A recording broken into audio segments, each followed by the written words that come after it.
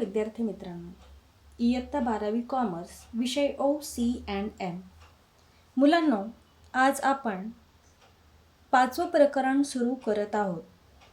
व्यवसायातील उभरत्या पद्धती, emerging modes of business. तर या व्यवसायातील उभरत्या पद्धती या प्रकरणामध्ये आपण आज एका नवीन संकल्पनेचा अभ्यास करणार आहोत. तसं पाहता ही संकल्पना आपल्यासाठी नवीन आहे. ती तुम्हाला बऱ्यापैकी माहिती आहे की तुम्हाला आता इथे जो शब्द दिसत आहे ई व्यवसाय, हा शब्द पाहिला की तुम्हाला थोडाफार या संकल्पनेचा किंवा या प्रकरणाचा अंदाज आलेलाच असेल. आपण ई व्यवसाय या संकल्पनेचा अभ्यास करणार आहोत. ई व्यवसाय ही संकल्पना तुमच्यासाठी नवीन नाही. थोडक्यात सर्वसाधारणपणे ई व्यवसाय या शब्दाचा अर्थ जर आपण विचारात घेतला तर ई व्यवसाय या शब्दाला इंग्रजीमध्ये ई बिझनेस असं म्हटलं जातं.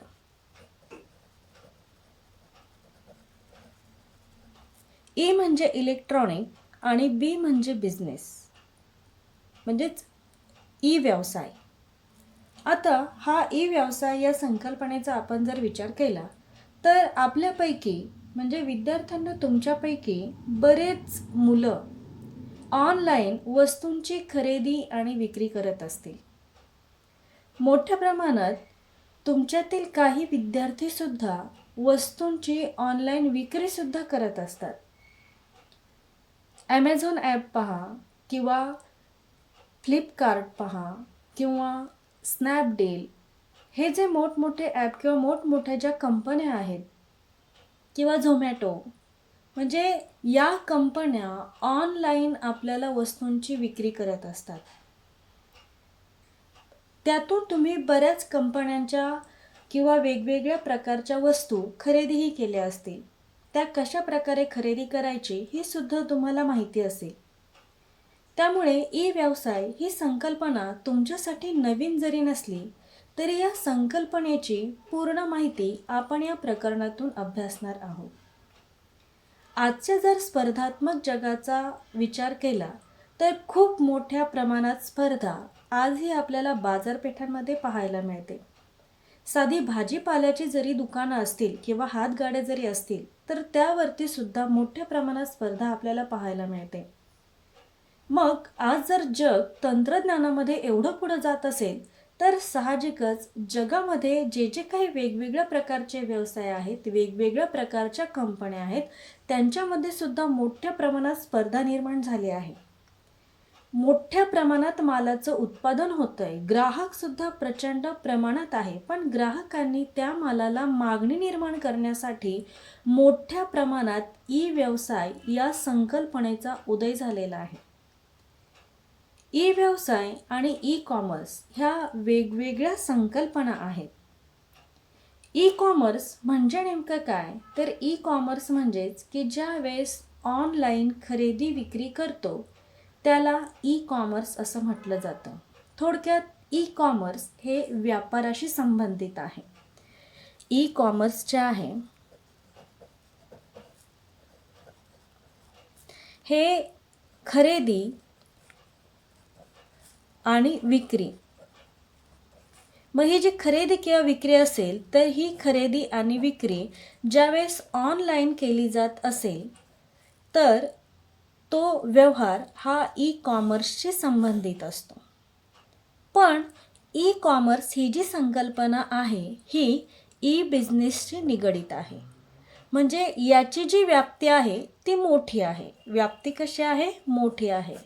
परंतु या ई कॉमर्सची व्याप्ती म्हणजेच ई कॉमर्स किंवा ई वाणिज्य याची व्याप्ती ज्यावेळेस आपण ऑनलाईन वस्तूंची खरेदी किंवा विक्री करतो त्या खरेदी विक्रीच्या व्यवहारापुरती या ई कॉमर्सची व्याप्ती आहे.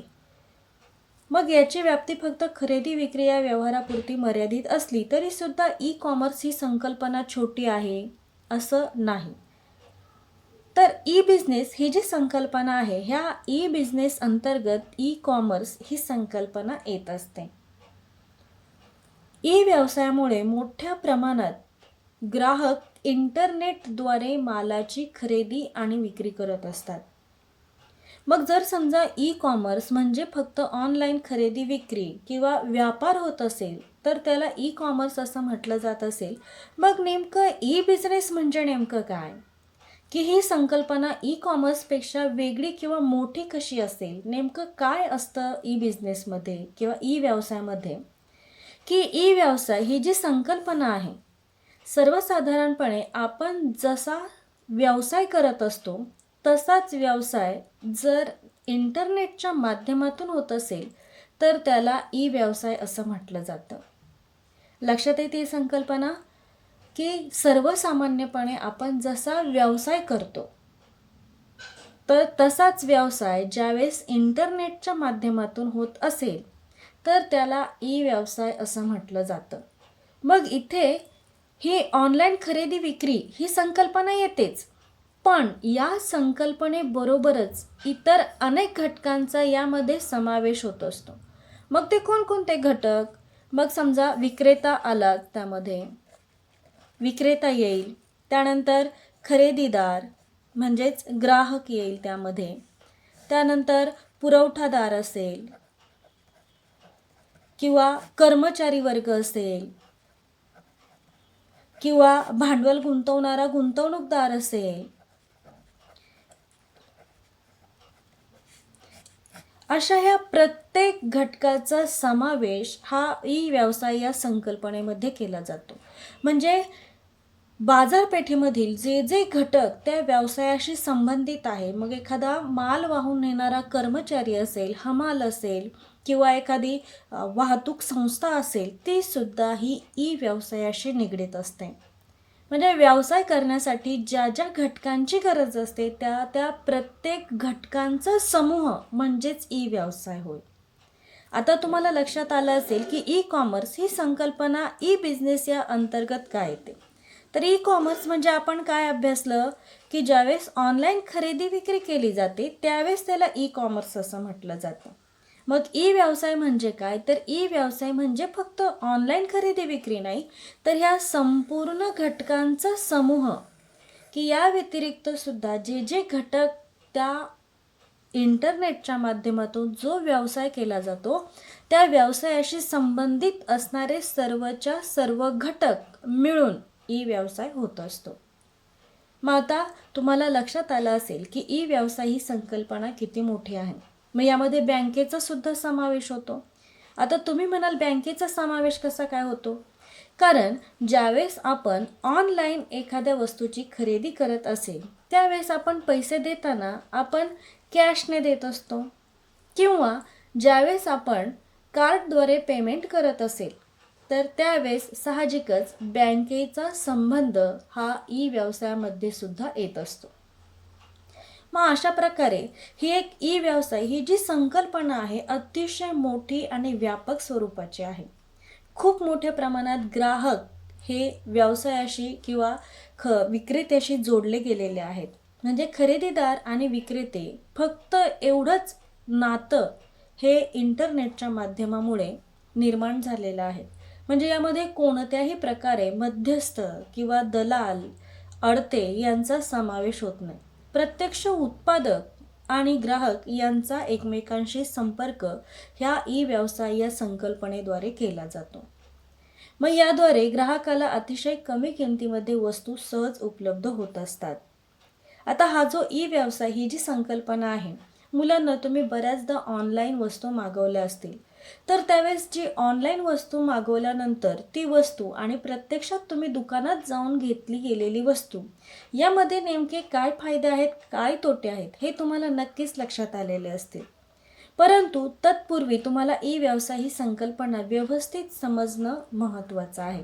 आता तुम्हाला एवढं सांगितल्यानंतर हे तर लक्षात आलेलं असेल की ई व्यवसाय म्हणजे नेमकं काय. तर ई व्यवसाय म्हणजे की सर्वसामान्यपणे जो व्यवसाय असतो त्या व्यवसायाशी संबंधित असणारे सर्वच्या सर्व घटक म्हणजेच ई व्यवसाय होय. मग त्याच्यामध्ये वस्तूचा विक्रेता येईल, खरेदीदार येईल, पुरवठादार येईल, एखादा कर्मचारी असेल, गुंतवणूकदार किंवा इतर अनेक घटक जे त्या ठराविक वस्तूच्या व्यवसायाशी संबंधित आहेत अशा सर्व घटकांचा समावेश हा ई व्यवसायात केला जात असतो. ई व्यवसायामुळे खूप मोठ्या प्रमाणात जागतिक बाजारपेठेमध्ये उलाढाल होत असते. ई व्यवसायामुळे खूप साऱ्या वस्तू बाजारपेठेमध्ये ज्या नवीन आलेल्या वस्तू आहेत त्या वस्तूंची माहिती ग्राहकांपर्यंत त्वरित पोहोच होत असते. दुसरं महत्त्वाचं की या ई व्यवसायामुळे खूप मोठ्या प्रमाणात ग्राहक आणि विक्रेते यांच्याशी जवळीकतेचा संबंध निर्माण होत असतो. ई व्यवसायामुळे ग्राहकाला खूप मोठ्या प्रमाणात इंटरनेटचा वापर करता येतो. त्यानंतर इंटरनेटचे माध्यमं समजतात. इंटरनेटच्या साहाय्याने ते वेगवेगळ्या ठिकाणी वस्तूंची किंमत किती आहे त्याची तुलनासुद्धा करू शकतात. तर जर समजा तुम्ही गुगलवरती एखादी वस्तू तुम्हाला जर घ्यायची असेल, गुगलवरती ती वस्तू टाकली, त्या वस्तूचं नाव टाकलं की वेगवेगळ्या कंपन्यांचे वेगवेगळे किमतीचे लेबल त्या वस्तूच्या माहितीबरोबर येत असतात. मग तुम्हाला ज्या कंपनीमध्ये त्या वस्तूची किंमत कमी असेल त्याच कंपनीतून तुम्ही ऑनलाईन त्या वस्तूची खरेदी करू शकता. अशा सहज सोप्या पद्धतीने ई व्यवसाय मोठ्या प्रमाणात वाढत आहे आणि सद्यस्थितीमध्ये खूप मोठ्या प्रमाणात तंत्रज्ञानात बदल झाल्यामुळे ई व्यवसायामध्ये सुद्धा आपल्याला बदल होताना दिसत आहे. आणि या बदलाचा परिणाम म्हणून ई व्यवसाय हा अतिशय सहज, साधा आणि सोपा होत चाललेला आहे की सर्वसामान्य व्यक्तीला सुद्धा की ज्याला थोडंसं इंटरनेट हाताळण्याची सवय आहे ती व्यक्तीसुद्धा ऑनलाईन खरेदी करू शकते. म्हणजे अतिशय साध्या आणि सोप्या पद्धतीने हा ई व्यवसाय वाढत चाललेला आहे. सर्वसामान्यांना समजेल अशा पद्धतीने ई व्यवसायाची प्रगती होताना दिसत आहे. आता आपण ई व्यवसाय या संकल्पनेचा अर्थ थोडक्यात अभ्यासूया. आता ई व्यवसाय म्हणजे मी तुम्हाला मगाशी सांगितले की ई बिझनेस हा जो शब्द आहे तर ई बिझनेस म्हणजेच त्याला ई व्यवसाय असं म्हटलेलं आहे. मग ई या शब्दाचा अर्थ काय सांगितला होता तुम्हाला? इलेक्ट्रॉनिक बिझनेस, की जो इलेक्ट्रॉनिकच्या माध्यमातून केला जाणारा व्यवसाय म्हणजेच ई व्यवसाय होय. आता हा जो ई व्यवसाय आहे तर याचा अर्थ थोडक्यात ही जी ई व्यवसाय ही जी संकल्पना आहे तर ही संकल्पना प्रत्यक्षात कशी आली? तर या संकल्पनेची जी काही उत्पत्ती आहे तर ती उत्पत्ती ही ईमेल आणि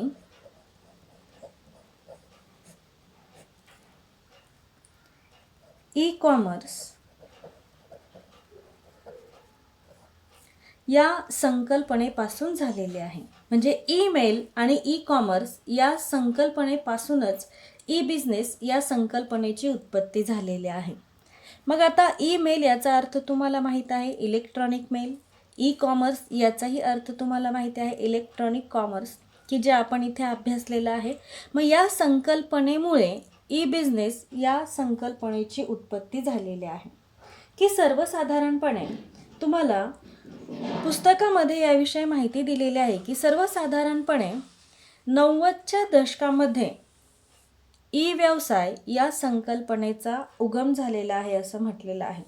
की 1997 मध्ये IBM या कंपनीने सर्वात अगोदर ई बिझनेस या संकल्पनेचा उच्चार केलेला आहे, या संकल्पनेचा विचार केलेला आहे आणि या IBM कंपनीनेच ई बिझनेस या संकल्पनेचा वापर करण्यास सुरुवात केलेली आहे. मग हा जो ई बिझनेस ही जी संकल्पना काय आहे हे तुम्हाला सांगितलेले आहे. तर ही संकल्पना कोणत्या शब्दापासून उत्पन्न झालेली आहे की ईमेल आणि ई कॉमर्स या संकल्पनेमुळे ई बिझनेस या संकल्पनेचा उगम झालेला आहे. की ई बिझनेस म्हणजेच नेमकं काय? तर ई बिझनेस म्हणजे ऑनलाईन खरेदी विक्रीबरोबरच इतर जे महत्त्वाचे त्याच्याशी संबंधित असणारे घटक आहेत त्या समूहालाच काय म्हटलेलं आहे? ई बिझनेस असं म्हटलेलं आहे. आता हे जे ई व्यवसाय आहे किंवा इलेक्ट्रॉनिक बिझनेस आहे तर या शब्दाची उत्पत्ती आपण पाहिलेलं आहे की ईमेल आणि ई कॉमर्स या शब्दापासून झालेले आहे. आता हा जो व्यवसाय केला जातो तो संपूर्णतः इंटरनेटच्याच माध्यमातून केला जातो. की जसं आपण दुकानात जातो तर तशाच पद्धतीने आपल्याला जर एखादी वस्तू घ्यायची असेल तर आपण दुकानात न जाता इंटरनेटचा वापर करून कम्प्युटरवर किंवा मोबाईलवर किंवा इतर जी काही संज्ञापनाची साधने आहेत त्याद्वारे आपण काय करत असतो, वस्तूची खरेदी आणि विक्री करत असतो. तर बऱ्याचदा आता ईमेल याचा तर खूप कमी संपर्क किंवा संबंध ई व्यवसायाशी येत असतो. पण सर्वसाधारणपणे लोकांना ई कॉमर्स आणि ई बिझनेस ह्या ज्या संकल्पना आहेत एकसारख्याच वाटत असतात. परंतु ई कॉमर्स आणि ई बिझनेस या संकल्पना वेगवेगळ्या आहेत. की मी मगाशी तुम्हाला सांगितलं की ज्यावेळेस फक्त ऑनलाईन खरेदी विक्री केली जाते त्यावेळेस त्याला ई कॉमर्स असं म्हटलं जातं. परंतु व्यवसायाशी संबंधित त्या खरेदी आणि विक्रीशी संबंधित असणाऱ्या प्रत्येक घटकाचा समूह म्हणजेच ई बिझनेस आहे. त्यामुळे ई कॉमर्स आणि ई बिझनेस या संकल्पना एकसारख्या नसून ई कॉमर्स हे ई बिझनेसच्या अंतर्गत येत असतं. तर हा जो ई बिझनेस आहे तर ई बिझनेस आजच्या काळामध्ये खूप मोठ्या प्रमाणात या व्यवसायामध्ये उलाढाली होताना दिसत आहे. मगाशी मी तुम्हाला काही कंपन्यांची नावं सांगितली होती. त्यामध्ये ॲमेझॉन असेल किंवा स्नॅपडील असेल, फ्लिपकार्ट असेल किंवा इतरही तुम्हाला माहिती असलेल्या अनेक कंपन्या ह्या ऑनलाईन व्यवहार करत असतात, ऑनलाईन व्यवसाय करत असतात आणि मोठ्या प्रमाणात नफासुद्धा कमवत असतात. आणि ग्राहकांचा सुद्धा काय फायदा होता तुम्हाला लक्षात येत असेल. घर बसल्या विविध वस्तू तुम्हाला पाहायला मिळतात. तुमचा दुकानात जाण्यासाठी आणि तिथे वस्तू निवडण्यासाठीचा वेळ वाचतो. त्याचबरोबर तुम्ही जर गुगलवरती सर्च करत असाल तर साहजिकच एकाच वस्तूच्या वेगवेगळ्या कंपन्यातील किमती तुम्हाला दिसतात. त्यामुळे तुम्हाला जी किंमत परवडेल त्या किमतीला आपण ती वस्तू खरेदी करू शकतो. म्हणजेच इथे वेळही वाचतो, आपल्याला विविध प्रकारच्या वस्तूही पाहायला मिळतात, त्यांची रेंजही पाहायला मिळते आणि आपल्याला जी परवडेल ती वस्तू आपण खरेदी करत असतो. म्हणजे खूप मोठ्या प्रमाणात फायदा हा ई व्यवसायामुळे सर्वसामान्य लोकांना झालेला आहे. तर अशा प्रकारे ही ई व्यवसाय ही संकल्पना आहे, तिचा अर्थ आहे. तर आता आपण ई व्यवसाय या संकल्पनेची व्याख्या थोडक्यात अभ्यासूया. आता तसं पाहता ई व्यवसाय या संकल्पनेची विशेष अशी व्याख्या नाही किंवा तुम्हाला पुस्तकात सुद्धा दिलेली नाही. परंतु व्याख्या आपल्याला मात्र थोडक्यात सांगता येईल की ई व्यवसाय म्हणजेच इंटरनेटच्या माध्यमातून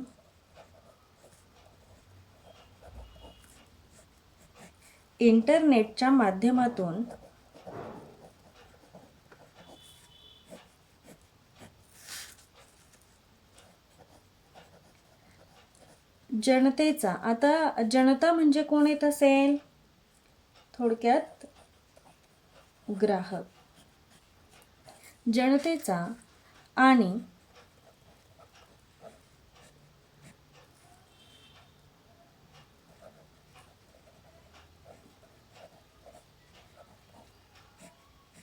प्रक्रियेचा